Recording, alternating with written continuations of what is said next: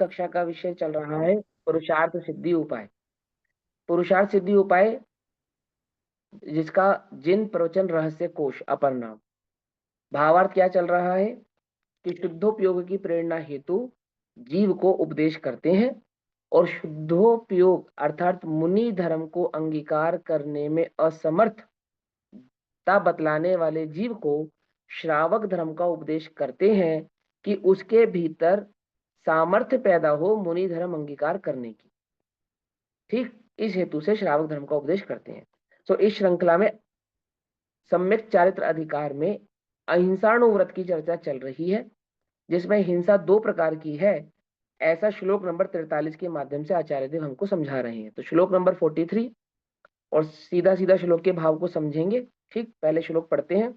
हिंसा का स्वरूप कहते समय बतलाते समय आचार्य देव कहते हैं, यत् खलु कषाय योगात् प्राणानां द्रव्य भाव रूपाणां व्यपरोपणस्य करणं सुनिश्चिता भवति सा हिंसा। कषाय रूप से परिणमित मन वचन काय के योग से जो द्रव्य और भाव रूप दो प्रकार के प्राणों का द्रव्य माने मन वचन काय से जो मन वचन काय में कषाय भाव उत्पन्न होता है ना, उसके कारण जो द्रव्य और भाव यानी कि शरीर का और अंतरंग भावों का जो घात होता है, प्राणों का व्यापरोपण करना, व्यपरोपण करना अर्थात घात करना, वह निश्चय से भली भांति निश्चित की गई हिंसा है। अर्थात भली भांति निश्चित की गई अर्थात समझाई गई बतलाई गई वह हिंसा है। टीका पढ़ते हैं। निश्चय से कषाय रूप परिणमित हुए मन वचन काय के योग से हेतु से द्रव्य भाव रूप दो प्रकार के प्राणों की को पीड़ा करना, घात करना निश्चय से हिंसा है। श्लोक नंबर 43 में समझाते हैं हिंसा दो प्रकार की है, एक द्रव्य हिंसा है, एक भाव हिंसा है। द्रव्य हिंसा और भाव हिंसा को समझाते समय क्या समझाते हैं, एक मन वचन काय से किसी को पीड़ित करना या अपने को पीड़ित करना, ये द्रव्य हिंसा है। और आंतरिक परिणामों को आत्मिक परिणामों में जो कषाय आदि भाव का उत्पन्न होना, वो भाव हिंसा है। तो अपने चित्त में जब तक भाव हिंसा उत्पन्न नहीं होती है तब तक द्रव्य हिंसा नहीं होती है, ऐसा समझा रहे हैं। एक बात। दूसरी बात, द्रव्य हिंसा का होना अथवा नहीं होना ये तो उदयाधीन है, परंतु भाव हिंसा तो जीव करके अपने परिणामों का घात कर ही लेता है, ऐसा समझाएंगे। देखो भावार्थ क्या कहते हैं, अपने मन में, अपने वचन में या शरीर में अर्थात काया में क्रोध कषाय प्रकट होने पर, क्रोध कषाय प्रकट होने पर अर्थात क्रोधादि कषाय प्रकट होने पर, क्रोध मान माया लोभ कोई भी कषाय प्रकट होने पर समझा रहे हैं क्रोध की मुख्यता से, परंतु चारों ही कषायों का ऐसा ही स्वरूप है। क्रोध कषाय क्या है ना, प्रकट कषाय है, स्पष्ट दिखती है, जगत में बहुत बुरी मानी जाती है। मान लोभ आदि कषायों को लोग इतना इतना बुरा नहीं मानते हैं, परंतु ऐसा नहीं है कि क्रोध की पीड़ा अधिक है और अन्य कषायों की पीड़ा कम है। पीड़ा की अपेक्षा से तो चारों ही कषाय पीड़ित करने वाली हैं और उतना ही दुख देने वाली हैं जितना क्रोध कषाय दुख देने वाली है।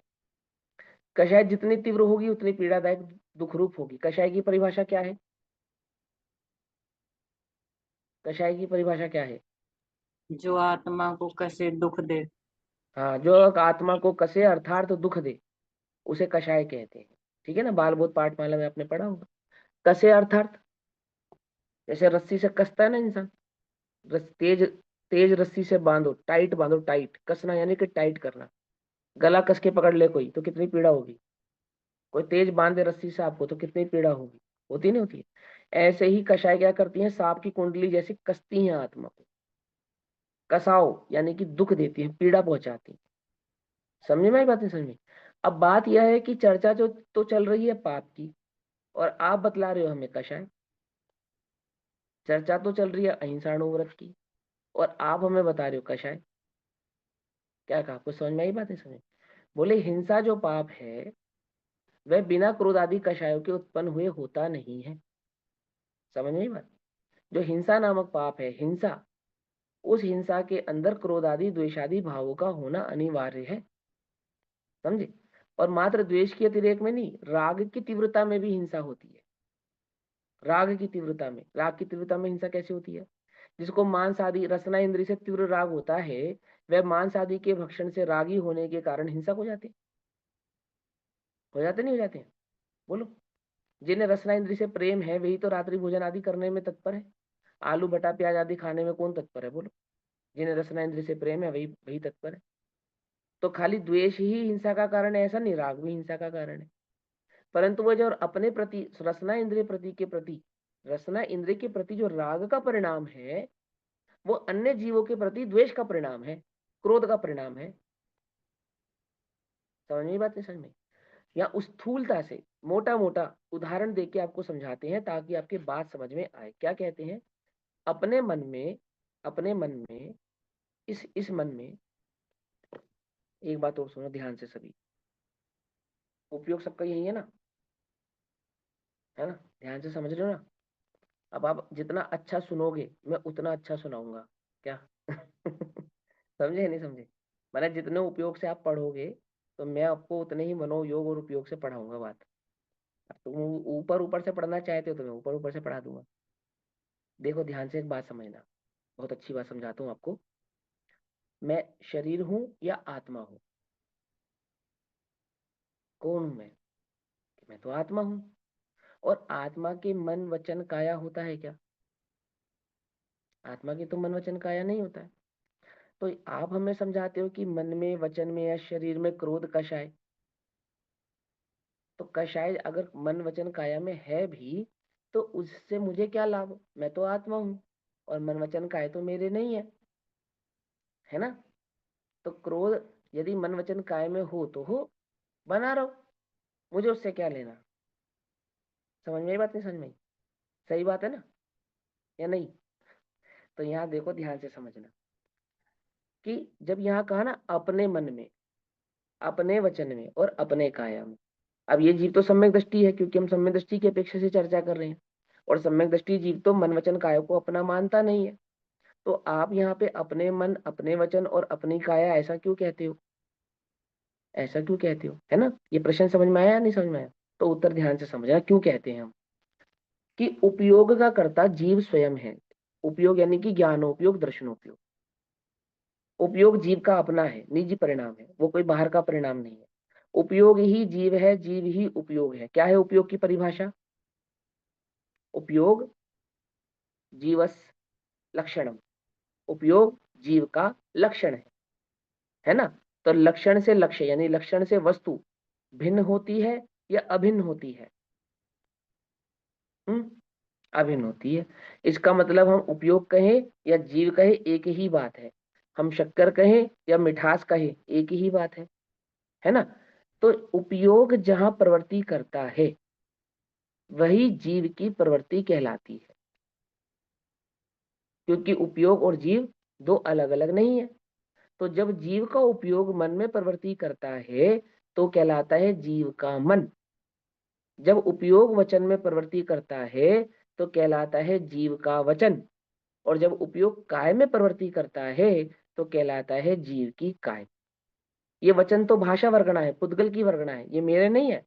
ऐसा होने पर भी इस पुद्गल की भाषा वर्गणा को, इस वचन को मेरा वचन, जीव का वचन ऐसा कह रहे हैं। क्यों? क्योंकि बिना उपयोग की प्रवृत्ति हुए, बिना उपयोग की प्रवृत्ति हुए ये वचन की भाषा वर्गणा का परिणमन होता नहीं है। कहाँ नहीं होता है? कि छद्मस्त को नहीं होता है, केवली को होता है। ठीक है? जब केवली के भाषा वर्गणा खिरती है ना, भाषा वर्गणा यानी कि दिव्य ध्वनि खिरती है, ओमकारमयी भाषा वर्गणा रूप, तो वहां केवली का उपयोग उस भाषा वर्गणा में नहीं होता तो भी वो खिरती है, इसीलिए वो दिव्य ध्वनि ऐसा कहलाती है। वो पुण्य के कारण वहां पुद्गल में इस प्रकार का परिणमन होता है। लेकिन जीव के साथ ऐसा नहीं है, सामान्य जीव या छद्मस्त जीव के साथ ऐसा नहीं है। छद्मस्त जीव का उपयोग यदि आत्मा में है तो भाषा वर्गणा नहीं हो सकती। इसीलिए सातवें गुण स्थान से ऊपर के जितने भी गुण स्थान हैं वे सब मौन के गुण स्थान है, स्थिरता के गुण स्थान है। वहां मन, वचन और काया तीनों की स्थिरता होती है। क्यों होती है तीनों की स्थिरता? क्योंकि उपयोग वहां आत्मा में प्रवृत्ति कर रहा होता है, मन वचन काया में प्रवृत्ति नहीं करता है, इसलिए वहां मन वचन काया स्थिर होते हैं। समझ में आई बात नहीं समझ में आई? पकड़ में आ रही है ना? तो जब हम यहाँ कहते हैं कि मन में उत्पन्न हुआ, अर्थात जीव के द्वारा किया गया मन में विकारी परिणाम, तो वहाँ ये नहीं कहना चाहते हैं कि वो मन जीव का है, वहाँ आपको ये बात समझ में आनी चाहिए कि उस जीव की जो प्रवृत्ति है, उपयोग रूप प्रवृत्ति, वह मन में हो रही। पॉइंट समझ में आया या नहीं समझ में आया? है ना? तो देखो क्या कहते हैं, अपने मन में, तो मन नहीं हूं मैं तो हूँ ज्ञान ही। परंतु मैं जब अपने ज्ञानोपयोग को मन आदि भावों में प्रवृत्त कराता हूँ, करता हूँ, अर्थात वचन आदि में प्रवृत्ति करता हूँ। अभी मैं वचन में प्रवृत्ति कर रहा हूँ या नहीं कर रहा हूँ? बोलो, कौन बोल रहा है? कौन बोल रहा है? मैं ही बोल रहा हूँ। ऐसा होने पर भी मैं नहीं बोल रहा हूँ। भाषा वर्णना का कर्ता मैं नहीं हूँ, वास्तव में मैं नहीं हूँ, एक्चुअल में मैं नहीं हूँ। ऐसा होने पर भी जो मेरा उपयोग इस भाषा वर्णना में प्रवर्त रहा है, वचन में प्रवर्त रहा है, इस अपेक्षा से इस भाषा वर्णना का कर्ता मैं ही। अब मैं चाहता तो हूँ कि मेरी दिव्य ध्वनि जैसी दिव्य ध्वनि खिरे, जैसा भगवान के संवशरण में भाव आया है, द्रव्य का ऐसा द्रव्य ऐसा भाव मैं बताऊं, पर नहीं हो सकता। क्यों? क्योंकि वाणी का कर्ता एक्चुअल में मैं हूं नहीं। मेरे चाहने से तो पुद्गल वर्गणा का परिणमन होगा नहीं, मेरी इच्छा से तो वह भाषा वर्गणा खिलेगी नहीं। मैं तो चाहता हूँ कि सुस्वर हो मेरा, पर अपना तो फटे बांस जैसा गला है? क्यों? इच्छा से थोड़ी होता है। वो दुस्वर सुस्वर आदि पुद्गल वर्गणाओं के जो भेद हैं, उसके अनुसार वो प्रवृत्ति होगी। ऐसा होने पर भी ये भाषा वर्गणा का कर्ता मैं हूँ। अच्छे वचन बोलूंगा तो मुझे अच्छा कहा जाएगा, बुरे वचन बोलूंगा तो मुझे बुरा कहा जाएगा। और इन वचनों में जो भी कषाय भाव प्रवृत्त होगा, उस सब का परिणाम अथवा बंध मुझे लगेगा। यदि मैं मान कषाय से बोलूंगा तो मान कषाय का कर्ता कौन? मैं कहलाऊंगा। और उस मान कषाय के कर्म के कर्ता होने के कारण उससे होने वाले आश्रव आदि भाव का कर्ता भी मैं हो जाऊंगा, और उसके उदय आदि का भोक्ता भी मैं हो जाऊंगा। समझ में? बात नहीं समझ में आई? पकड़ में आई? क्यों? क्योंकि प्रवृत्ति मैं कर रहा हूं। देखो सुनो, कोई व्यक्ति ऐसे मेरा हाथ पकड़ के और तुम्हारे सर पे ऐसे मार दे, होता है ऐसा? स्कूल में करते थे बच्चे, देखा ना? क्लास में कक्षा में बच्चे कहते अपना हाथ ढीला छोड़, छोड़, हमने ढीला छोड़ा और हाथ लिया और ऐसे दूसरे पे मार दिया। अब जो सामने वाले बच्चे को हाथ पड़ा, वो किसका पड़ा? किसका पड़ा? उसकी प्रवृत्ति का कारण कौन है?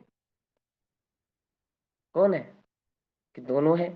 लेकिन वास्तव में तो वो जिसने मेरा हाथ पकड़ के ऐसे किया, है ना, वही है ना कारण। अब दो अपराधी हो गए इसके अंदर, कि उसके कहने से मैंने अपना हाथ ढीला क्यों छोड़ा, और एक उसने तो शैतानी की ही की। पकड़ में ही बात नहीं? पकड़ में दो हो गए ना। तो एक ये भाषा वर्गणा और एक मेरा उपयोग। यदि मेरा उपयोग इस भाषा वर्गणा में प्रवृत्ति ना करे, इस मन में, इस वचन में, इस काय में प्रवृत्ति ना करे, तो इस मन वचन काया में प्रवृत्ति होने की सामर्थ्य नहीं है। क्या कहा? इस काया में, इस वचन में और इस मन में प्रवृत्ति होने की सामर्थ्य नहीं है। इसको जो ताकत मिलती है वो तो मेरे उपयोग से ही मिलती है। उपयोग यानी कि वो बच्चा जिसने मेरा हाथ पकड़ के, पकड़ में बात, तो मेरा उपयोग प्रवृत्त होता है यहाँ। इसलिए इसके द्वारा किए गए पुण्य पाप आदि भाव का कर्ता मैं हूं, क्योंकि मेरे उपयोग की प्रवृत्ति यहाँ होती है। समझ में आती है बात? नहीं समझ में आती है ना? इतना स्थूल व्यवहार समझ में आता है। अब उसी ही नए की अपेक्षा से यहाँ ये भाव चलाएंगे। क्या कहते हैं? सुनो ध्यान से। अपने मन वचन में या शरीर में क्रोध कषाय प्रकट होने पर, कषाय का कर्ता कौन है? कि अशुद्ध निश्चय नय से कषाय का कर्ता जीव ही है ना? ये पेंसिल कषाय नहीं करती, ये धन दौलत मकान जायदाद ये कषाय नहीं करते, वस्त्र कषाय नहीं करते, कषाय तो जीव ही करता है। परंतु कषाय जीव का स्वभाव नहीं है, इसलिए कषाय का कर्ता जीव नहीं है। ऐसा स्वभाव नहीं होने पर भी विभाव रूप प्रवृत्ति करने वाला कौन? क्या पुद्गल है या जीव है? कि अपने परिणामों का कर्ता तो जीव स्वयं ही है। आई बात समझ में? अपनी कक्षा में दो लोग हैं ना, सान्या जैन और रचना जैन, समझ में आ रहा है? हाँ जी ठीक। सर, समझ आ रहा हाँ, ध्यान से समझना। है। हाँ जी। तो कर्ता कौन है? कर्ता जीव ही है। समय सार जी में क्या कहा? अपने अज्ञान भाव का कर्ता जीव स्वयं है। वैभाविक शक्ति 121, 122, 123, 124 नंबर की जो गाथाएं हैं, वहां इस बात को स्पष्ट किया। और यह भी कहा, यदि क्रोध आदि मान आदि कषायों का कर्ता, राग द्वेष आदि परिणामों का कर्ता जीव सर्वथा नहीं है, तो सांख्य मत के दोष का निरूपण होता है, ऐसा कहा। तो तुम सांख्य मती हो यदि तुम ऐसा मानते हो। आचार्य कुंद देव क्या कहते हैं, आचार्य रामचंद्र देव क्या कहते हैं, यदि तुम ये मानते हो कि क्रोध आदि कषायों का कर्ता, राग आदि कषायों का कर्ता सर्वथा जीव नहीं है, जीव तो सर्वथा ज्ञाता ही मात्र है, तो तुम सांख्य मत की पुष्टि करते हो, सांख्य मती हो तुम, जैन मती नहीं हो। क्योंकि जैन मती तो ऐसी अनिति बात कहते नहीं है। अपने अज्ञान का कर्ता जीव स्वयं है, पर द्रव्य का कर्ता जीव नहीं है। वो जो अज्ञान रूप परिणमन हुआ है वो जीव की अपनी गलती, अपनी भूल के कारण हुआ है। मेरी अपनी भूल है, मेरी अपनी गलती है। समझ में आई बात, नहीं समझ में आई? तो वो जो क्रोध आदि कषाय उत्पन्न हुई है वो मेरा ही अस्थिरता का परिणाम है, मेरे ही द्वारा किया गया है। और मेरा उपयोग जो क्रोध रूप परिणमित हुआ, वह उपयोग जब मन में गया तो मन भी क्रोध ही हो गया। वो उपयोग जब वचन में गया तो वचन भी क्रोध रूप हो गए। और वही उपयोग जब काया में गया तो काया भी क्रोध रूप हो गई। मुट्ठी बना दी, आंख बिचली, लाल हो गया चेहरा, अपशब्द कहने लगे और क्रोध आने लगा। समझे नहीं समझे? जब तुम्हें क्रोध आता है तो कैसे प्रवृत्ति करते हो, बोलो? तुम्हारा मन, तुम्हारे वचन और तुम्हारी काया कैसी प्रवृत्ति करती है? करती है नहीं करती है? मुर्दे की करती है, मुर्दे की नहीं।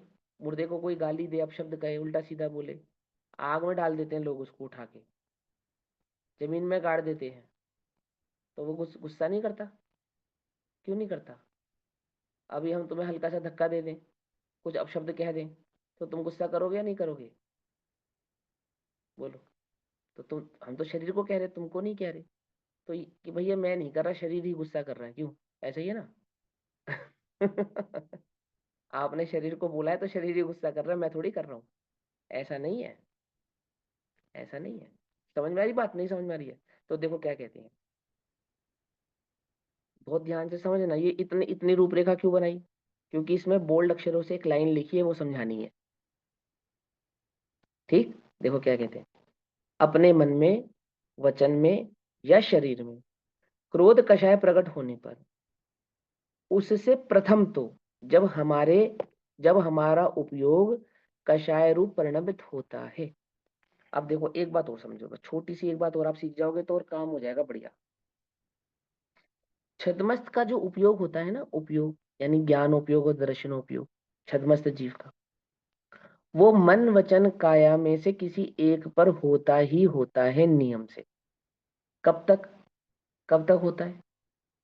जब तक वह केवल ज्ञान प्रकट नहीं कर लेता तब तक होता है।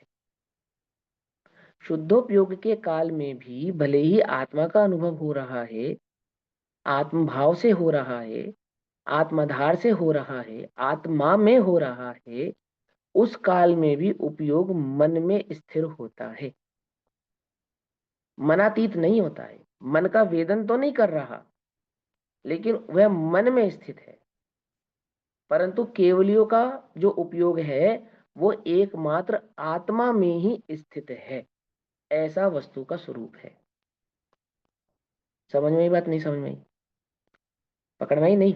ये जो आत्मा है ना, आत्मा, आत्मा की प्रवृत्ति उपयोगमय होती है, उपयोगमय होती। छद्मस्त अवस्था में उपयोग को कोई ना कोई अवलंबन रहता है। अवलंबन रहता माने किसी न किसी सहारे रुकता है वो।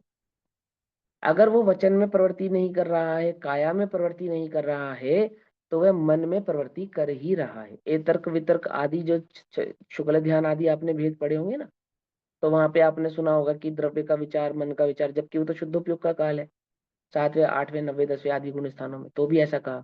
वो मन की अपेक्षा से ही कहा।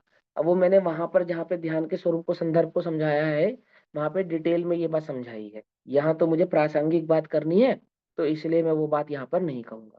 क्योंकि आप सब लोग पुराने स्टूडेंट हो तो आप सबने वो बात वहां सुनी होगी, तो आपको वो बात याद आ जानी चाहिए, ऐसा मैं समझता हूँ।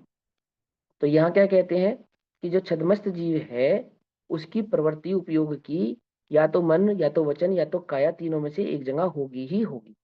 अब जब वो आत्मा में है, जिस समय वो आत्मा में, शुद्धोपयोग आत्मा में है, तब तक तो बात ठीक है। लेकिन अगर वो आत्मा में नहीं है तो कहाँ है? तो पक्की बात है वो मन वचन और काया में से किसी एक जगह पर होगा। होगा या नहीं होगा? और वह उपयोग यदि क्रोध रूप परिणमित हो रहा है, मान रूप परिणमित हो रहा है, माया रूप परिणमित हो रहा है, लोभ रूप परिणमित हो रहा है, तो वो डेफिनेटली क्या कर रहा है? शुद्धोपयोग का घात कर रहा है। क्या कर रहा है? शुद्धोपयोग का घात कर रहा है ना?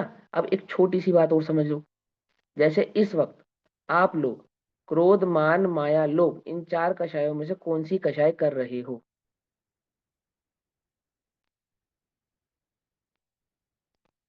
क्रोध, मान, माया, राग। लोभ है। राग। क्रोध, मान, माया, लोभ, इन चार में से कौन सी कषाय कर रहे हो? अनंतानुबंधी की तो अपेक्षा तो चारों ही कर रहे हैं। नहीं, चारों नहीं करते हैं, कोई एक रहेगी। हाँ, कोई एक तेजी रहेगी। से तो बदलती रहेगी वो। हाँ, ठीक है। लोभ कोई एक रहेगी।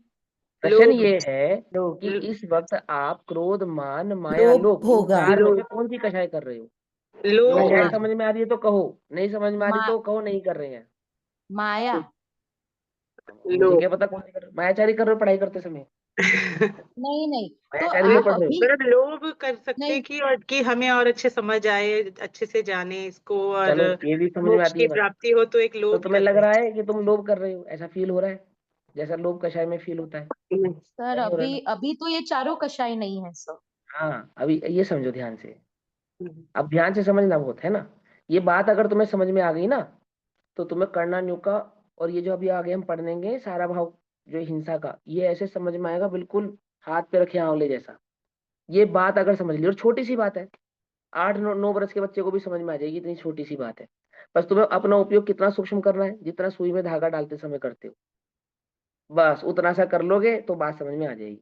अब ध्यान से समझना, मैं समझाता हूँ तुमको कि सम्यक दृष्टि जीव है या मिथ्या दृष्टि जीव है। यदि वो शुद्धोपयोग में नहीं है तो वो किसी ना किसी कषाय में है। ठीक। अनंतानुबंधी में नहीं है तो प्रत्याख्यान में है, प्रत्याख्यान में नहीं है तो अप्रत्याख्यान में है, और अप्रत्याख्यान में नहीं है तो संजुलन में। ठीक। तब यदि वो शुद्धोपयोग में नहीं है तब। और ये नियम से बात है, पक्की बात है, कि यदि जीव अनंतानुबंधी आदि चार कषाय में से किसी एक कषाय में है, तो वहां क्रोध, मान, माया, लोभ में से भी कोई एक कषाय नियम से वर्त रही है। पक्की बात। भले ही वो उस छद्मस के स्वयं के ज्ञान का विषय बने अथवा वह उसके ज्ञान का विषय नहीं बने। ज्ञान का विषय कब बनती है और कब नहीं बनती? बनती है भैया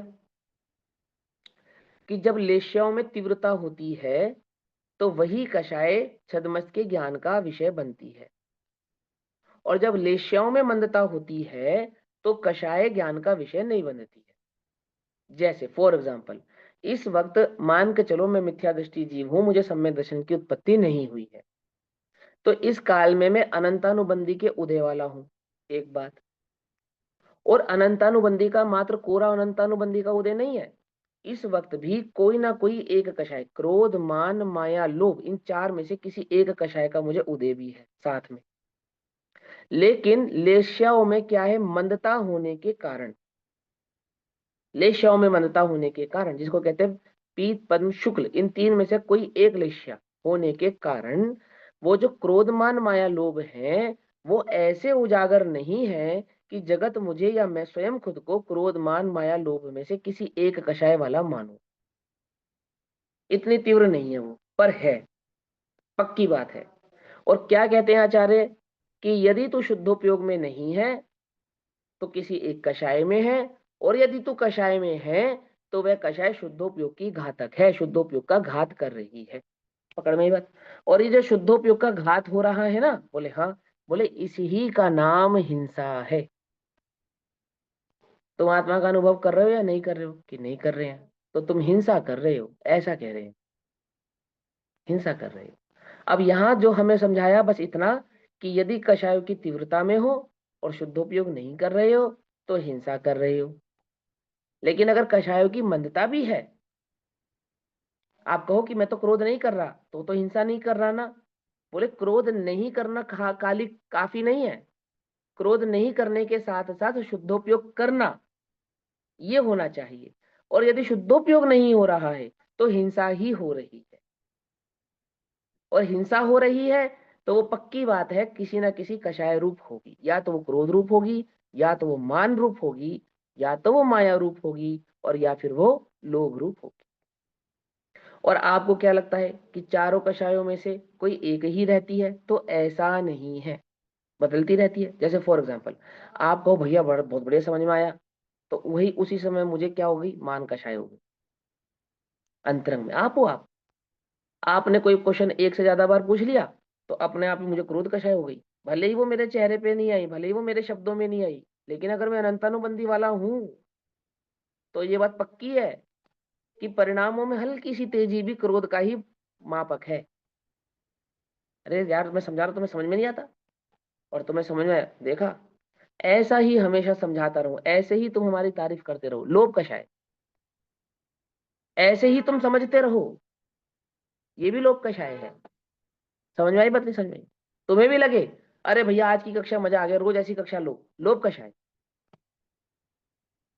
और आज तो कुछ समझ में नहीं आया, अब आ गए थे तो बैठने तो पड़ेगा ही। क्या है ये? क्रोध कषाय। और उपयोग नहीं है पढ़ने में, लेकिन दिखावा तो करना ही पड़ेगा कि हाँ पढ़ रहे हैं। तो गर्दन हिलती रहती है, समझ कुछ नहीं आता। माया कषाय। समझ में बात? नहीं समझ में? नहीं समझ में आने पर भी हाँ समझ में आ गया, बहुत बढ़िया, बहुत बढ़िया भैया, बहुत बढ़िया। क्या है ये? माया कषाय। समझ में आई बात या नहीं समझ में?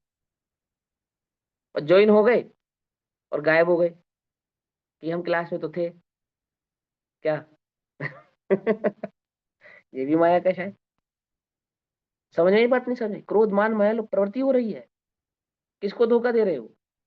जगत में तुम किसी को धोखा नहीं दे रहे, अपने को ही दे रहे हो, अपने को ही बस, और किसी को नहीं दे रहे। देखो कमठ पारसनाथ का क्या बिगाड़ पाया? कुछ नहीं, हो गया उनको तो मोक्ष। कमठ खुद रह गया संसार में। महाराज आदिनाथ भगवान का क्या बिगाड़ पाया? कुछ नहीं। आदिनाथ भगवान तो अनंत सुखी हो गए, उससे 10 कोड़ा कोड़ी सागर पहले लगभग लगभग लगभग अप्रोक्सीमेटली है ना। और वो 10 कोड़ा कोड़ी सागर तक भटकता रहा संसार में। वो ये चौथा काल जितने भी कोड़ा कोड़ी सागर का 10 कोड़ा कोड़ी का ही होता है ना, एक 20 कोड़ा कोड़ी का तो पूरा चक्कर होता है यहाँ, एक कोड़ा कोड़ी सागर। तो वो भटकता रहा। किसको दुख दिया उसने? अपने को ही दिया। तुम्हें समझ में नहीं आ रहा और तुम मायाचारी करो इसी कि आ गया। कीड़ा कोड़ी भटके ना सिर्फ, हाँ एक कोड़ा बाकी कोड़ी 9 के ना। कीड़ा कोड़ी तो भोग भूमि होती है। हाँ तुम्हें समझ में नहीं आ रहा, तो तुम्हें समझ में नहीं आ रहा और ये मायाचारी करो कि हमें समझ में आ रहा है, तो तुम अपना ही घात कर रहे हो, मेरा नहीं कर रहे हो, मेरा नहीं कर रहे हो। क्या कहा? धर्म भाव अंतर में प्रकट नहीं होने पर भी मैं धर्मात्मा हूं ऐसा प्रिटेंड कर रहे हो, तो अपना ही घात कर रहे हो, दूसरे का नहीं कर रहे हो। यहाँ ये समझाएंगे, क्या समझाते हैं यहाँ पर? चारित्र समझा रहे हैं, सम्यक चारित्र। और सम्यक चारित्र का विवेचन करते हुए हिंसा का प्रकरण समझाते हैं और कहते हैं कि हिंसा ही पाप है, पांचों ही पाप एकमात्र हिंसा है। और जब शिष्य को हिंसा मात्र कहने से बात समझ में नहीं आती है तो हिंसा, झूठ, चोरी, कुशील और परिग्रह के भाव से उसको समझाते हैं। और वो हिंसा दो प्रकार की होती है, एक भाव हिंसा और एक द्रव्य हिंसा। और वह द्रव्य हिंसा क्या है, वो भाव हिंसा क्या है? कि जब जीव शुद्धोपयोग में नहीं होता है तो उस समय वो किसी न किसी कषाय में होता है, और वो कषाय भाव हिंसा है। और वही भाव हिंसा जब तीव्र हो जाती है, अर्थात मन वचन काय में प्रकट हो जाती है, दिखने लगती है, तो वही द्रव्य हिंसा है। समझ में आई बात? नहीं समझ में आई? अप्रगट है वो भाव हिंसा है, प्रकट हो गई वो द्रव्य हिंसा है। क्या बोला? कुछ बात समझ में आई या नहीं आई? तुम्हें क्या लगता है क्या है भाव हिंसा? इस समय तुम भाव हिंसा कर रहे हो या द्रव्य हिंसा कर रहे हो? हम्म। भाव भाव हिंसा। हिंसा। हाँ, और देखो कितनी गजब की बात है, भाव हिंसा है इसको तो हम हिंसा ही नहीं मानते, और द्रव्य हिंसा हो उसको हम हिंसा मानते हैं। यानी वो मन वचन काय में प्रकट हो जाए तो लगता है कि हाँ भाई कुछ हिंसा हुई है, अन्यथा तो हम अहिंसक हैं। और आचार्य कह रहे शुद्धोपयोग है या नहीं है? कि वो तो नहीं है, तो बोले हिंसक हो फिर तुम। और कौन से हिंसक? छोटे मोटे हिंसक नहीं, भाव हिंसक। बोलो बड़ी हिंसा कौन सी है? भाव हिंसा बड़ी है, द्रव्य हिंसा बड़ी है? भाव हिंसा। भाव हिंसा बड़ी है। स्वरूप नहीं जानने वाले को द्रव्य हिंसा बड़ी लगती है। क्योंकि हमारे लिए भाव हिंसा पता है क्या है? मन की प्रवृत्ति। मन में नहीं है इसका मतलब हमें भाव हिंसा नहीं है। जबकि आचार्य कह रहे हैं कि मन की प्रवृत्ति भी द्रव्य हिंसा है। क्या कह रहे हैं? आचार्य कह रहे हैं जो मन में प्रवृत्ति है ना मन की, वो भी द्रव्य हिंसा है, वो भाव हिंसा नहीं है। भाव हिंसा तो शुद्धोपयोग का नहीं होना है। पॉइंट पकड़ में आया? नहीं पकड़ में आया? ये बात समझ में आती है? हमें क्या लगता है भाव हिंसा क्या है? कि वचन और काया से होवे तो द्रव्य हिंसा और मन में होवे तो भाव हिंसा। यही है ना? आचार्य कह रहे कि मन वचन काया तीनों में होवे तो द्रव्य हिंसा और शुद्धोपयोग नहीं है तो भाव हिंसा। कुछ फर्क है या नहीं है? बोलो। अभी हम हमसे कोई बोले तुम भाव हिंसा कर रहे हो, तो हम कह देंगे नहीं हमारे मन में तो कुछ नहीं है, हमारा मन तो साफ है, बिल्कुल पवित्र है, किसी के प्रति कोई भाव नहीं है, हम भाव हिंसा नहीं कर रहे हैं। अरे भाई शुद्धोपयोग में नहीं होने का नाम भाव हिंसा है। अब कहो भैया अपने मन से कह रहे हैं, ये देखो क्या लिखा है, सुनो। इतनी बात समझ में आई होगी तो ये बात समझ में आएगी। देखो भावार्थ क्या कहते हैं। अपने मन में, वचन में या काया में या तीनों में या तीनों में से किसी एक में क्रोध कषाय प्रकट होने पर, जब क्रोध कषाय मन वचन काया तीनों में से किसी एक जगह पे प्रकट होती है, तब क्या होता है? उससे प्रथम तो अपने शुद्धोपयोग रूप भाव प्राण का घात होता है। शुद्धोपयोग रूप भाव प्राण का घात होता है अर्थात भाव भाव प्राण का घात होता है अर्थात आत्मा का जो स्वरूप है शुद्धोपयोग यानी निज चैतन्य ज्ञायक भाव की अनुभूति करना, अनंत सुख आदि का वेदन करना, वो तो घात, उसका तो घात हो जाता है। घात हुआ। यह हिंसा तो अपने भाव प्राण के व्यापरोपण होने के कारण पहले ही हो गई। भाव हिंसा तो क्या हो गई? अगर आप जब शुद्धोपयोग में नहीं रहे तो भाव हिंसा तो पहले ही हो गई कि आप शुद्धोपयोग में तो रहे नहीं, शुद्धोपयोग से च्युत हो गए, अलग हो गए। और दूसरी हिंसा हो तो अथवा ना भी हो, वो जो द्रव्य हिंसा है अर्थात मन वचन काय की प्रवृत्ति में जो हिंसा प्रवृत्त होगी वो तो हो भी चाहे ना भी हो, परंतु भाव हिंसा तो हो गई ना। क्या हो गई भाव हिंसा? शुद्धोपयोग में नहीं रहे, बोले भाव हिंसा हो गई। बस आती है बस, समझ में नहीं समझ में आती है? आती है? छठे सातवें गुण स्थान के धारी मुनिराज छठे गुण स्थान में अहिंसक हैं। अहिंसक हैं, परंतु क्यों अहिंसक हैं? क्योंकि निरंतर शुद्धोपयोग की ओर प्रेरित हैं, इसलिए अहिंसक हैं। और यदि शुद्धोपयोग की प्रेरित ना हो, शुद्धोपयोग में ना जावे, अंतर मुहूर्त में शुद्धोपयोग की प्रवृत्ति ना करें, तो क्या होगा? तो हिंसक कहलाएंगे। भले ही रंच मात्र भी किसी जीव की हिंसा ना करे, अर्थात द्रव्य हिंसा नहीं हो, द्रव्य हिंसा नहीं हो, ऐसा होने पर भी जो भाव हिंसा है अर्थात शुद्धोपयोग का नहीं होना है, वह तो भाव प्राण है ना, भाव प्राण का घात। भाव प्राण का घात यानी कि भाव हिंसा, और भाव प्राण का घात यानी कि क्या? शुद्धोपयोग का नहीं होना। सिंपल। वो तो निरंतर हो ही रही है, उसे हम हिंसा मानते ही नहीं है। चारित्र समझा रहे, किसको कहते हैं? चारित्रम खलु धम्मो। चारित्र धर्म है। चारित्र किसका गुण है? आत्मा का गुण है या पुद्गल का गुण है? आत्मा का। आत्मा का गुण है। तो आत्मा के मन वचन काया होता है या पुद्गल के मन वचन काया होता है? शरीर के होता है मन वचन काया? हम्म बोलो, किसकी होती है मन वचन काया? गल के होते हैं। पुद्गल की होती है। तो पुद्गल हिंसा ना करे उससे तुम अहिंसक कैसे हो गए? अर्थात मन वचन काया में हिंसा नहीं हुई तो तुम अहिंसक कैसे हो गए? तुम उपयोग तो के कारण। अहिंसक जब होगे जब तुम्हारा चारित्र गुण स्थिर होगा। चारित्र की अस्थिरता हिंसा है और चारित्र की स्थिरता अहिंसा है। और चारित्र किसे कहते हैं? आत्म परिणाम में स्थिरता को कहते हैं। और आत्म परिणाम में स्थिरता किसको कहते हैं? सो शुद्धोपयोग को कहते हैं। अर्थात सम्य दर्शन की उत्पत्ति होना सो अहिंसा धर्म की उत्पत्ति होना है।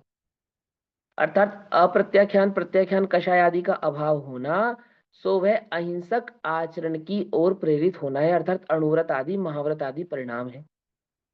और जो संजुलन कषाय है उसका भी अभाव हो जाना सो परम अहिंसा है। यद्यपि युद्ध नहीं कियो नहीं रखे असितीर, परम अहिंसक आचरण तदपि बने महावीर। है ना, राधा की पूजा की लाइनों में आता है ना, यद्यपि युद्ध नहीं किए और नहीं रखे असी तीर, कोई असी यानी कोई तलवार, कोई तीर, कुछ नहीं रखा। और आचरण परम हिंसक, परम हिंसक आचरण क्या है भगवान का? शुद्धोपयोग, वो शुद्धोपयोग उनका परम आचरण है। सिद्धों को अनंत चारित्र है या नहीं है? है? बोलो भैया, कौन बताएगा? किससे पूछूं? अब जिनकी शक्ल दिख रही है उनसे पूछो, जिनकी नहीं दिख रही उनसे पूछो। एकता जैन जी पूछ, सुन रहे हैं हमें?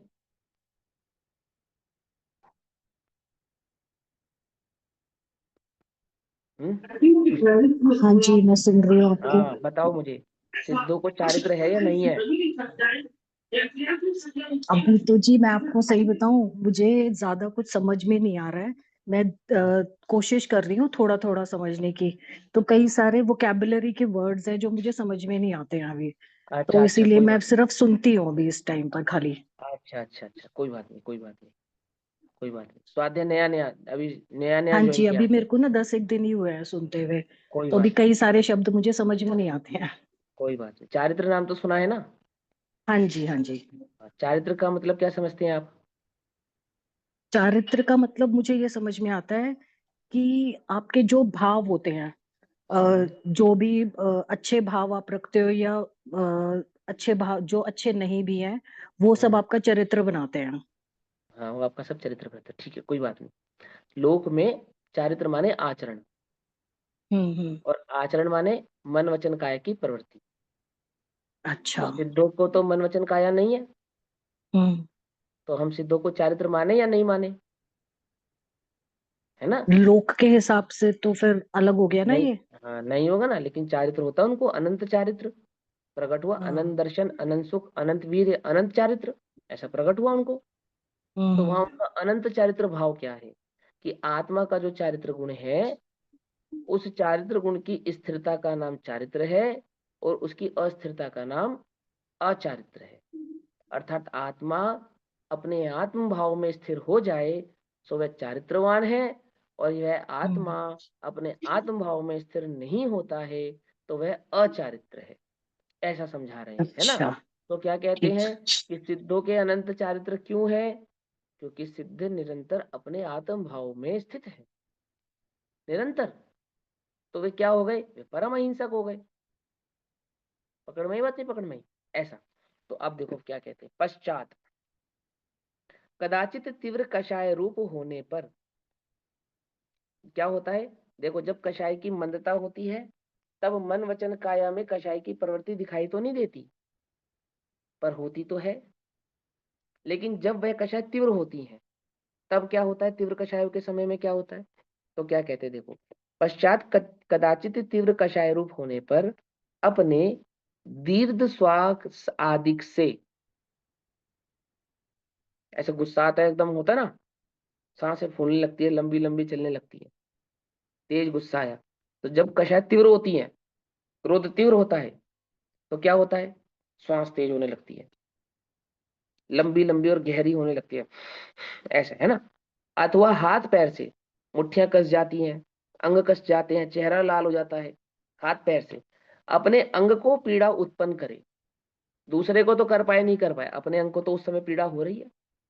वो क्रोध जो हमारे मन वचन काया में प्रवृत्ति कर रहा है, हमारा ही क्रोध, वो हमारे ही मन वचन काय को तो क्या कर रहा है? पीड़ित कर रहा है। कर रहा है या नहीं कर रहा है? या अपघात करके, अपना ही घात करके, अपघात करके अर्थात अपना ही घात करके, अपना ही घात करके मर जाए। जब क्रोध की पीड़ा सही नहीं जाती, मान की पीड़ा सही जाती, माया की पीड़ा सही नहीं जाती, उब की पीड़ा सही नहीं जाती, तो क्या होता है? जीवात्मा क्या कर लेता है? अपना ही घात कर लेता है। मर जाए। तो इससे अपने द्रव्य प्राण के घात रूप हिंसा हुई, देखो हुई ना? यानी कि मन वचन काया में जब प्रवृत्ति हुई तब तो हुई द्रव्य हिंसा, पकड़ में मत। और जब शुद्धोपयोग नहीं रहा तो हुई भाव हिंसा। और अपने को क्या लगता है कि मन में उत्पन्न हुई तो भाव हिंसा, अन्यथा तो हमारे को भाव हिंसा है नहीं। वचन काया से करे तो द्रव्य हिंसा, और मन से करे तो भाव हिंसा। और आचार्य कहते हैं मन वचन काया से करे तो द्रव्य हिंसा, और शुद्धोपयोग में नहीं रहे तो भाव हिंसा। समझ में ये बात? ऐसा कहते आगे कहते, यदि कषाय से अन्य जीव को कुवचन कहा, कषाय के वश होकर अन्य जीव को क्या कहा, ऐसे वचन बोले उसको दुख देने वाले, उसको बुरा भला कहने वाले, उसको नीचा दिखाने वाले, है ना। मान कषाय होती है तो अपने को ऊंचा, औरों को नीचा। मायाचारी होती है तो अन्य को ठगने का वचन। और क्रोध कषाय होती है तो क्रोध कषाय में क्या होता है, दूसरे, क्रोध कषाय में दूसरे को नीचा दिखाना चाहता है, डोमिनेट करना चाहता है, उसे बुरा भला कहता है, अपमानित करता है, अपशब्द कहता है, कुवचन। मर्म भेदी हास्य यानी कटाक्ष करना, कटाक्ष करना, मर्म भेदी हास्य अर्थात उसका मजाक बनाना, उस पर व्यंग कसना, अगर गरीब है तो गरीबी का मजाक बनाना, कम बुद्धि वाला है तो उसकी कम बुद्धि का मजाक बनाना, अथवा उसका कहीं अपमान हुआ हो तो उसके अपमान को उजागर करना, उसका किसी दोष को उजागर करना, उसके शरीर के अंगोपांग का मजाक बनाना, उसकी देह आदि ताकत आदि का, उसकी किसी कमजोरी का मजाक बनाना। पकड़ में आई बात? नहीं पकड़ में? क्या हुआ ये? हास्य आदि, मर्म भेदी वचन इसको कहते हैं, मर्म भेदी वचन, मर्म भेदी हास्य किया या कार्य किया या ऐसा कार्य किया जिससे उसका, उसका अर्थात सामने वाले जीव का अंतरंग पीड़ित होकर, अंतरंग पीड़ित होकर, उसका मन पीड़ित होकर, उसका उसका अंतर का भाव पीड़ित होकर कषाय रूप परिणाम हो जाए, उसके भी परिणाम कषाय वाले हो जाए, दुखी हो जाए, उसको भी क्रोध आ जाए, अथवा वो भी गलानी में मरने लगे। समझ में बात? कई प्रकार की कषाय होती है। या तो वो मान आदि के, अपने को जब हीनता का अनुभव होता है वो भी मान कषाय होती है। खाली मान के अनुभव का नाम मान कषाय नहीं है, हीनता का अनुभव भी मान कषाय है। गरीबी का अनुभव करना, कमजोरी का अनुभव करना, सो लोभ कषाय है। खाली ताकत का करना वो नहीं है, हाय मैं ऐसा क्यों हूं, मैं गरीब क्यों हूं, मैं कम सुंदर क्यों हूं, ये भी लोभ कषाय है। समझे? अपमानित फील करना सो मान कषाय है। ठीक। और क्रोध उत्पन्न हो रहा है और किसी क्रोध की पूर्ति नहीं कर पा रहा है, अपनी अपनी ताकत नहीं चल पा रही है, अपना जोर नहीं चल पा रहा है, तो भी अपने को महसूस कर रहा है ना कमजोर, है ना। तो अंदर में जो पीड़ा हो रही है वो क्रोध कषाय है। समझ में? बात नहीं समझ में? और सामने वाले को किसी प्रकार से मैं नीचा दिखा दूं, ऐसा करने की जो प्लानिंग हो रही है अंदर में, प्लानिंग, अपने क्रोध की, अपने कषायों की किसी तरीके से मैं पूर्ति कर लूं, उसकी जो प्लानिंग हो रही है वो माया कषाय है। तो प्रकट कर पाए तो भी और नहीं प्रकट कर पाए तो भी, क्रोध मान माया लोभ आदि कषाय सामने वाले के चित्त में आपके निमित्त से उत्पन्न हो गई तो क्या हुआ? तो पर के भाव प्राण के व्यापारोपण से हिंसा होती। तो जो जो सामने वाले के चित्त में कषाय आदि भाव उत्पन्न हो गए हैं, उन कषाय आदि भावों का उत्पन्न हो जाने के कारण, आपके द्वारा बोले गए वचनों के कारण, आपके द्वारा की गई क्रिया के कारण, आपके द्वारा कषायवश आपके द्वारा किए गए किसी कार्य के कारण, जब सामने वाले जीव के चित्त में, भाव प्राणों में किसी प्रकार की कषाय उत्पन्न हो जाती है, तो वह भी हिंसा ही होती है। जहां कषाय के वशीभूत होकर प्रमादी हुआ, प्रमादी हुआ यानी कि आलसी हुआ, आलसी हुआ अर्थात कषाय के वशीभूत होकर आलसी होना, मतलब कषाय के वशीभूत होकर प्रमादी हुआ, प्रमादी हुआ आलसी हुआ, मतलब अपने उपयोग की बागडोर कषायों के हाथ में दे देना। जब आप आलसी होते हो तब क्या करते हो? आपका कोई काम करने का मन नहीं करता और आप चाहते हो कि आपके हर काम दूसरे कर दें, ऐसे चाहते हो। तो जब आपने अपने उपयोग को अपने आत्म भाव में तो रखा नहीं और अपने उपयोग की बागडोर कषायों के हाथ में दे दी, अब जैसा कषाय चाहेंगी वैसा करेंगी। कषाय चाहती है क्रोध रूप परिणमित होना, तो आपका उपयोग अब क्रोध रूप परिणमित हो रहा है, प्रमाद। प्रमाद समझते हो? यानी कि शक्ति विहीन हो जाना, शक्ति विहीन हो जाना, अपने अपने उपयोग की सामर्थ्य को, अपने भेद विज्ञान की ताकत को, अपने आत्म भाव की ताकत को कषायों को समर्पित कर देना, सौंप देना। क्या हो गया ये प्रमाद हो गया। अब प्रमाद होने के कारण क्या होगा? अब जैसा कषाय चाहेंगी वैसा काम होगा। कषाय चाहती हैं सोना तो सोएंगे, कषाय चाहती हैं भोगना तो भोगेंगे, कषाय चाहती है क्रोध आदि रूप परिणमित होना तो क्रोध आदि रूप परिणमित होंगे। जैसा कषायों को अच्छा लगेगा वैसा हमें अच्छा लगेगा। क्या है ये? प्रमाद। कषाय तो चाहती है पांच इंद्रिय के विषय सेवन की पुष्टि निरंतर होती रहे, ये चाहती है कषाय तो। बोलो तुम क्या चाहते हो? कि जो कषाय चाहती है वही हम चाहते हैं। समझ में आई बात, नहीं समझ में आई? क्या है ये? क्या है ये? बोलो ना। प्रमाद। ये तो तुम्हें बोलने में भी प्रमाद आ रहा है? और प्रमाद का ही दूसरा नाम है मिथ्यात्व। ठीक, प्रमाद का ही दूसरा नाम है मिथ्यात्व। तो देखो क्या कहते हैं, जहां कषाय के वशीभूत होकर प्रमादी हुआ, प्रमादी हुआ मतलब अपना सारा योग उपयोग कषाय को समर्पित कर दिया, अब खुद कुछ नहीं कर रहा, अब जो कर रही है कषाय कर रही है। तब क्या हो गया, अन्य जीव के शरीर को पीड़ा पहुंचाई। तो कषाय के वशीभूत होकर क्या हुआ, सावधान नहीं रहा ना, तो मन वचन काय से कैसी प्रवृत्ति करने लगा, दूसरे की देह को पीड़ा पहुंचाना, दूसरे के वचन को मन को पीड़ा पहुंचाना, है ना, अथवा प्राण नाश किया, सामने वाले को मारा पीटा या जान से मार दिया। वहां पर के द्रव्य प्राण के घात से हिंसा हुई। इस प्रकार हिंसा का स्वरूप कहा है। अगर सामने वाले के आपने शरीर आदि को पीड़ा पहुंचाई तो वह द्रव्य हिंसा हुई, और सामने वाले के मन में जो भाव उत्पन्न करे, कषाय भाव आदि उत्पन्न करे, सो भाव हिंसा हुई। और अपने को शुद्धोपयोग नहीं हुआ तो वह भाव हिंसा हुई, और अपने मन वचन काया में जो कषाय आदि भाव उत्पन्न हुए सो वह द्रव्य हिंसा हुई। ऐसा आचार्य देव हमको समझा रहे हैं। समझ में बात? ऐसा। तो ये हिंसा भैया दो प्रकार की है, भैया द्रव्य हिंसा और एक भाव हिंसा। हाँ अब बोलो क्या कह रहे हो आप? भैया इसका मतलब ये हुआ कि अगर किसी के एक्शन से हमको क्रोध आता है तो हम्म। वो उनके निमित्त से हो रहा है ना, मगर भाव तो हम्म। मेरे ही है ना, क्योंकि मैं शुद्ध हम्म। उपयोग में नहीं हूँ। तो हम्म। मैंने भी अपनी भाव हिंसा की ना, हाँ और क्या, बिल्कुल। क्योंकि मैं सामने वाले चूज ने कर सकती कि क्रोध नहीं करना, नहीं मगर करना। मैंने की, तो हाँ, वो मुनिराज हुआ जी, ना, मेरा मुनिराज मेरे है से ना, ही अपना भाव उपसर्ग हिंसा आदि के हुआ। काल में चलो मुनिराजों की छोड़ो, सेठ सुदर्शन चाहते तो कर सकते थे, रानी के ऊपर उल्टा आरोप लगा सकते थे। समझ में बात? जब रानी ने उनके ऊपर आरोप लगाया तो वो भी कषाय का बदला कषाय से ले सकते थे, पंडित टोडरमल जी ले सकते थे, अकलंग निकलंग ले सकते थे, कौन नहीं ले सकता था? ले सकता था। लेकिन वो शांत रहे, सहज रहे। सेठ अमरचंद शांत रहे, सहज रहे। अंजना शांत रही, सहज रही। सीता शांत रही। समझ में बात? नहीं समझ में? करने को तो वो भी कर सकती है, कर सकती है, नहीं कर सकती है, लेकिन उन्होंने नहीं किया। तो वादिराज मुनिराज गले में सांप डाला तो बदले में क्रोध नहीं किया, किसी ने सर पे सिगड़ी चला दी तो बदले में क्रोध नहीं किया, वे भी कर सकते थे। तो सामने वाले ने उनको कषाय उत्पन्न हो ऐसा काम तो किया, पर उन्होंने कषाय नहीं की, है ना।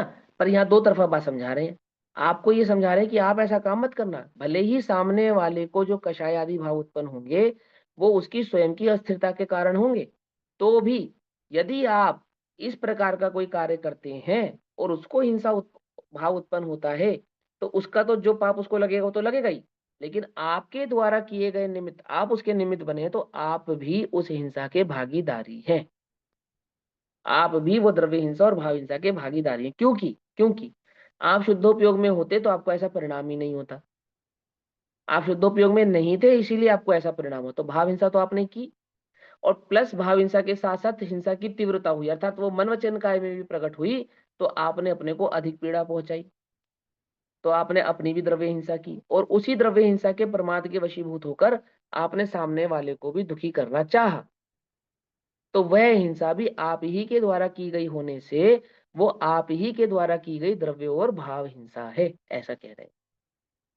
ऐसा ही वो समझेगा, ऐसा ही वो समझेगा, ऐसा ही उसके आगे वाला समझेगा। समझे ऐसा? आप क्या कहते हैं? भैया निश्चय एक से मिनट, हिंसा। एक भैया। मिनट भैया, आपने कहा ना कि सीता और अंजन और बाकी सबके हम्म। आ, आ, लेशिया की वजह से मंद कषाई थे ना, खाली सम्यक दृष्टि जीव, भगवान शुद्धोपयोग के कारण सम्यक दृष्टि जीव वैसे थे थे ना, ना। सम्यक दृष्टि जीव थे ना, अनंतानुबंदी का भाव था, सम्यक इनको दृष्टि भी, जीव थे। अंजना सीता सम्यक दृष्टि सबको जीव है, उनको बिल्कुल था सम्यक सब सम्यक दृष्टि। दृष्टि हैं। हाँ जी बिल्कुल, ओके, सब सम्यक मुझे दृष्टि नहीं जीव है। मालूम था। हाँ सब सम्यक दृष्टि जीव है। हाँ जी, और किसको हाँ पूछना था? भैया, यदि हमारे को बहुत तेज क्रोध आता है पर 2 मिनट हाँ। में 5 मिनट में शांत हो जाता है, तो वो तीव्र हम्म। कषाय हुई या मंद कषाय? तो अगर अनंतानुबंदी का भाव नहीं है तो तीव्र ही समझो। क्रोध आया और शांत हो गया, शांत में भी तीव्रता है। तीव्रता का लक्षण क्या है? आत्मा प्रिय नहीं लगता, ये तीव्रता है। अभी पिछले सब पीछे तो समझाया, आत्मा प्रिय लगता है ये मान्यता है, प्रिय क्या लगता है? देखो सुनो, भोगों की इच्छा होना ये तीव्र कषाय है। भोगों की प्राप्ति नहीं होने पर वो जो तीव्र कषाय है वो प्रकट हो जाती है, और भोगों की प्राप्ति हो जाने पर वो तीव्र कषाय प्रकट नहीं होती। पर तीव्र कषाय नहीं है क्या?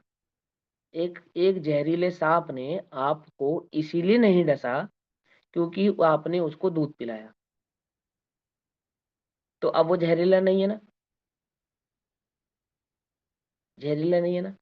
आज तो दूध पिला दिया, है, और जब कल दूध नहीं पिलाओगे तब काट सकता है। तब तो काटेगा। जहरीला तो है क्योंकि उसका खुद का स्वभाव तो अभी भी वही है ना सर। वही है ना। और आप आज तो दूध पिला दिया तो चलो आज तो उसने बख्श दिया, लेकिन कल दूध नहीं पिलाओगे तब क्या करेगा? काट तब तो सकता है। डसेगा। तो उसी प्रकार से आज भोगों की पूर्ति हो गई और कषाय उत्पन्न उतनी नहीं हुई कि आपको लगे कि आप कषायवान हो, तो समझ में आता है। लेकिन जब कल भोगों की पूर्ति नहीं हो पाएगी, भोगों की प्राप्ति नहीं होगी, तब क्या करेंगी ये कषाय? तब क्या होगा आपका? बख्श कषाय देंगे होगी। आपको? हाँ, नहीं बख्शेंगे। आई बात समझ में? ऐसा समझो। तो उसके अभाव का उपाय तो एक शुद्ध उपयोग है, आत्मानुभूति है, सम्यक दर्शन है, दूसरा तो कोई उपाय नहीं है।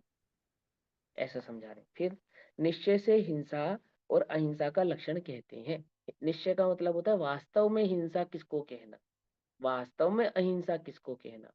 वास्तव में हिंसा और अहिंसा का लक्षण क्या है, वास्तव माने एक्चुअल में, रियलिटी में वो क्या है, सो उसकी चर्चा करते हैं। तो कहते हैं 44 नंबर के श्लोक में आचार्य देव, अप्रादुर्भावः खलु रागादीनां भवत्यहिंसेति तेषामेवोत्पत्ति हिंसेति जिनागमस्य संक्षेपः। संक्षेप यानी कि थोड़े में। थोड़े में क्या कहते हैं कि निश्चय से रागादि भावों का, रागादि भावों का मतलब राग द्वेष आदि मोह परिणामों का, राग द्वेष आदि मोह परिणामों का मतलब मिथ्यात्व का। मिथ्यात्व इज इक्वल टू मोह, मोह इज इक्वल टू राग और द्वेष। समझ में आई बात? नहीं समझ में? ठीक है ना? तो शॉर्ट में समझाते हैं हम आपको। क्या शॉर्ट में समझाते हैं? कि हम आपको बहुत थोड़े में ये समझाते हैं कि वास्तव में हिंसा का लक्षण क्या है और अहिंसा का लक्षण क्या है। श्लोक नंबर 43 में जो हमने आपको बात कही उसका कंक्लूजन क्या है, वो 44 नंबर श्लोक में कह रहे हैं। 43 नंबर के श्लोक में जो हमने आपको समझाना चाहा वो क्या भाव है, कि वो एक्चुअल में भाव तो ऐसा है। 44 नंबर के श्लोक में कहा कि सुनो भाई, यदि विस्तार से समझ में नहीं आता है तो थोड़े से बस इतना समझ लो कि आत्मा में रागादि भावों की उत्पत्ति होना हिंसा है, और आत्मा में रागादि भावों की उत्पत्ति नहीं होना सो अहिंसा है। बस इतना समझ लो, अगर तुम्हें उतनी बात समझ में नहीं आती। अर्थात जीव का मिथ्यात्वादी परिणाम होना हिंसा है और जीव का मिथ्यात्वादी परिणाम नहीं होना अहिंसा है।